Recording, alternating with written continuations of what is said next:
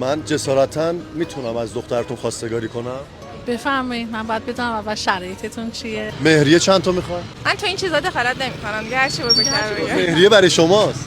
هر چی بابام بگه. خب بین حق طلاق و مهریه کدوم انتخاب میکنی؟ حق طلاق. من اگه حق طلاق بهشون بدم و مهریه نخوام بدم قبول میکنی؟ به نظر من مهریه پشتوانه یه خانومه، حق طلاقم که دیگه پشتوانه یه آقا چیه؟ پشتوانه یه آقا میتونه اون خانومش باشه، اعتمادش خب باشه. چرا پشتوانه یه خانم یه آقاش نباشه؟ متقابلا اون آقام همون خودشو و وقتشو داره صرف اون خانم میکنه. پس پشتوانه و تضمین این که اون خانم با این آقا بمونه چیه؟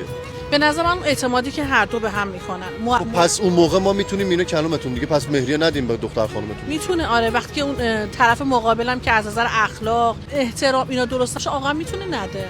پس شما میپذیرین که من بیام خواستگاری شما به مهریه بهتون ندم ولی حق طلاقو بدم بهتون، ولی خب زندگی رو از صفر با هم دیگه میسازیم. بله درست.